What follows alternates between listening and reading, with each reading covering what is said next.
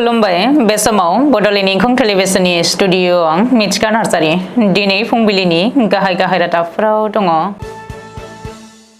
भारतनि गं 50 डमेस्टिक आरो इन्टारनेशनेल हान्थियारि बिरखंखौ बमजों गाग्लोबनो हुमखि। मणिपुर सरकारा बिरि, सिगारेट आरो थांखु सादाफोरखौ बेन खालामबाय। खुंगा 26थि दावहारु मुंख्लं ट्रफी 2024 खौ दतमायाव जागायबाय। आसाम पुलिसा जागिरदआव आयेन बेरेखा मोसौ फालांगि हमदों। चाइनाखौ फोथायथियाव लाबोनांगौआ सम नांगोन बुंदों आर्मी चिफ। मणिपुरनि गिबि मन्थ्रिया दिवालीनि सिगां आइडिपिफोरनि थाखाय साफ्रोमनोबो 1000 रां होनो खोथा होदों। अरुणाचल प्रदेशनि दैमुगाव खारफुनाय रेलगारिजों मासे हाग्रानि मैदेरा सौख्लायजादों। कामिं दैमायाव इन्डियान एयार फर्सनि सासे जवाना फिसालाजों लोगोसे बुखारलांजानायखौ मोनबाय। मेघालयनि क्लेरांना गामियाव साबसिनै दै दोनथुमनो हानायनि हादरगिरिनिफ्राय बान्था मोननो हादों। दानिया फैदोनि आबुं रादाबाव।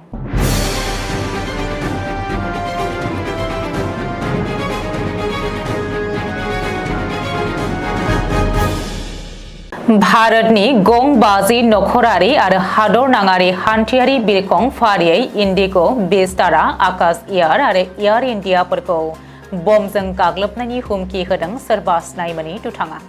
समबार आरो मंगलबारनि मोनायाव बे हुमखिखौ होदोंमोन होननानै बिरखं सामलायगिरिया मिथिहोदों।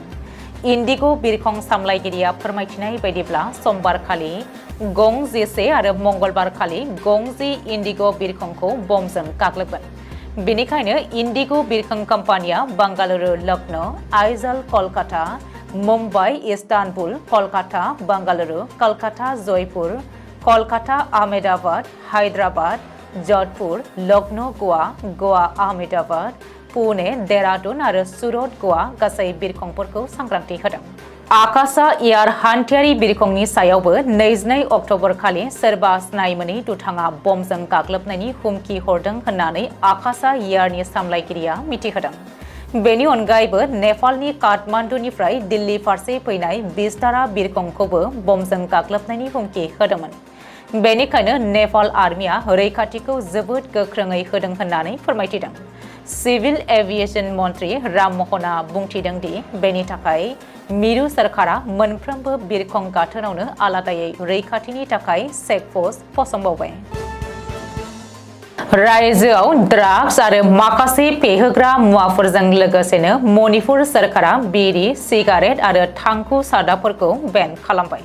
मणिपुरनि चिफ सेक्रेटारि बिनीत जोशीआ मोनसे नटिफिकेशननि जोहै बैफोर फेहोग्रा मुवाफोरखौ फाननो, बायनो आरो बाहायनो मोनलिया होननानै फोसावदों। बैफोर बेन खालामजानाय मुवाफोरखौ बाहायनाय एबा फाननानै हमजायोब्ला सेक्सन 3 साब क्लज 1Y 2006-18 साब क्लज 1A नि जोहै साजा होनाय जागोन होननानै मिथिहोदों।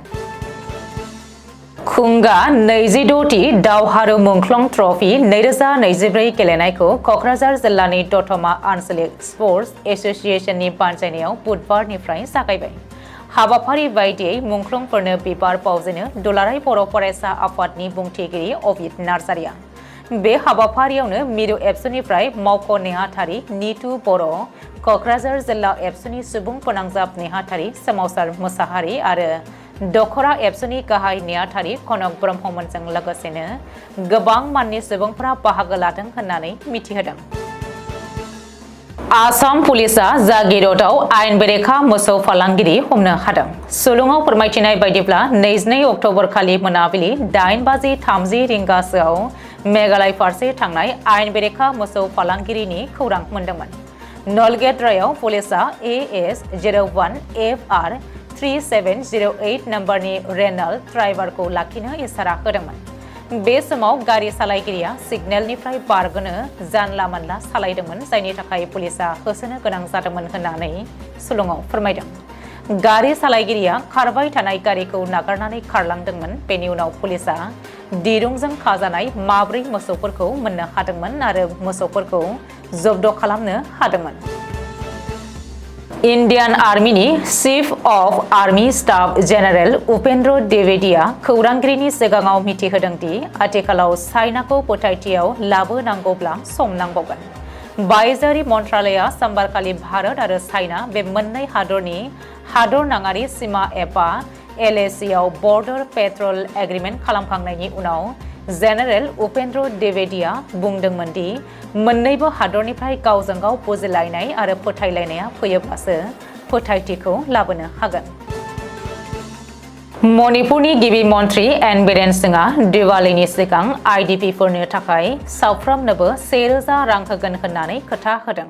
लोगोसेनो 7,000 गोदान न'फोर होनो फोसावदों। बेनि थाखाय रायजो सरकारा 6 निफ्राय 7 कोटि रां खरसा खालामनायनि बाथ्राखौ शिलंआव फोरमायदों।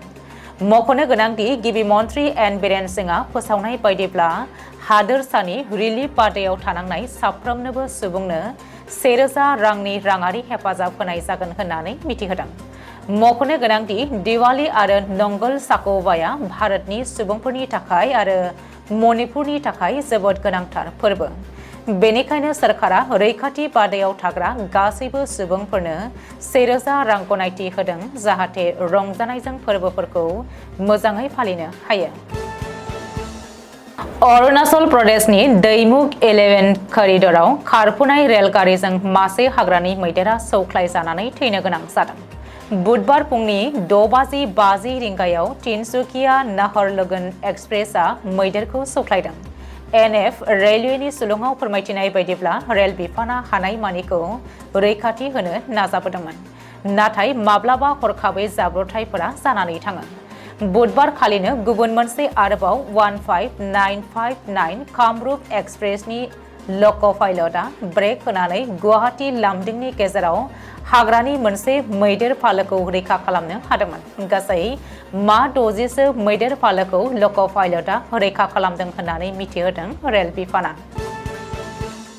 अरुणाचल प्रदेशआव कामिं दैमानि बिखायाव इन्डियान एयार फर्सनि सासे जवाना गावनि फिसाज्लाजों लोगोसे बुसोम जानानै गोमानानै थानायखौ सानबानि उनाव नागिरनानै बोखांनो हाबाय। गोथै सह'खौ बुधबार खालि नखरनिनो गथायनानै होनो हाबाय होननानै मिथिहोदों। इन्डियान एयार फर्सनि हाविलदार बापी क'सआ गावनि 14 बोसोर बैसोनि फिसाज्लाखौ अरुणाचल प्रदेशनि भालुकपुंआव थांनाय 17 अक्ट'बर खालि कामिं दैमायाव गबोनाय फिसाज्लाखौ रैखा खालामनो थांनानै गावबो दैनि दाहारजों बुसोमलांजादोंमोन। सानैनिबो गोथै सह'खौ नागिरनानै मोनथ'नाय जायाखैमोन। NDRF आरो SDRF जवानफोरा बिसोरनि गोथै सह'खौ नागिरनानै मंगलबार खालि मोननो हायो आरो बुधबार खालिनो नखरनिनो हाविलदार बापी क'स आरो फिसाज्लानि गोथै सह'खौ गथायनानै होयो। मख'नो गोनांदि हाविलदार बापी क'सआ 17 अक्ट'बर खालि गावनि बिसि आरो फिसाज्लाखौ लानानै सालनिबारि एयारफोर्स स्टेशननिफ्राय फेमिलि ट्रिप्स हिसाबै भालुकपुंआव दावबायहैदोंमोन। मेघालय खाथि जयन्तिया हिल्स जिल्लानि बेंखनाव थानाय क्लेइरांना गामिया बयनिख्रुइबो साबसिन हामसिनै दै दोनथुमनो हानायनि थाखाय हादरगिरि श्रीमती द्रौपदी मुर्मुनि आखाइनिफ्राय बान्था आजावनो हादों।